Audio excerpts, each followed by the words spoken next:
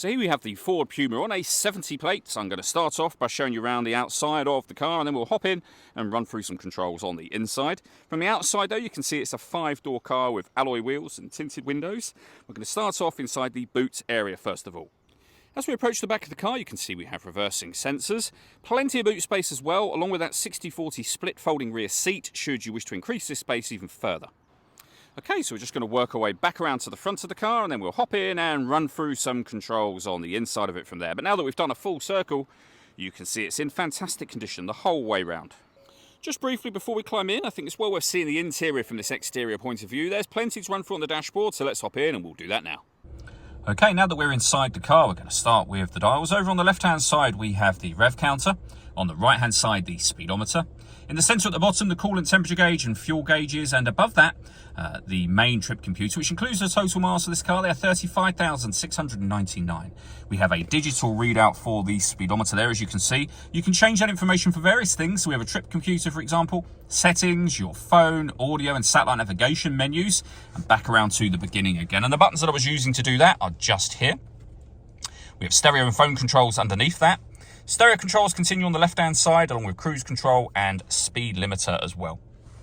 Over in the centre, we then have the main touchscreen, which includes satellite navigation. We've done a video showing how this sat-nav system works, which you can find on our website and YouTube channel. This is also, of course, where you'd pair up your phone. Just hit Add Phone. Search for your vehicle on your device and select it once it is found. And then follow the instructions on screen from there. When it comes to your music in this car, we have a number of ways that we can listen to it. AM, FM and DAB radio, as you can see. Bluetooth audio, so you can stream your music wirelessly once you paired your phone up. And we have a couple of USB inputs as well. So if you plug devices into those, they will appear up here as further options. We have the main volume for the stereo just there. Beneath that, we have climate control. So you can adjust the temperature in the car, the fan speed, and the direction you'd like the air to be distributed in. The air conditioning is on at the moment, so that's off. Back on again, or hit auto. The car will maintain the temperature you've asked for by taking control of the fan speed for you. You can override that manually and put it back on your own settings whenever you wish to. With a heated rear screen and a proper heated front screen down there as well. Underneath that section, some storage, a 12-volt charging socket, one of the 2 USB inputs that I mentioned.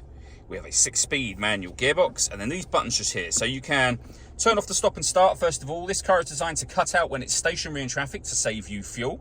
That system is off when that light shows. We can turn off the traction control, and we can change the driving setup of the car from normal to eco, sport, slippery, or trail modes. All that leaves me to say is thank you for taking the time to watch this video. If you'd like to come and see this ULEZ compliant car for yourself and have a test drive, please feel free to call either of our MJA sites. We'd love to hear from you soon.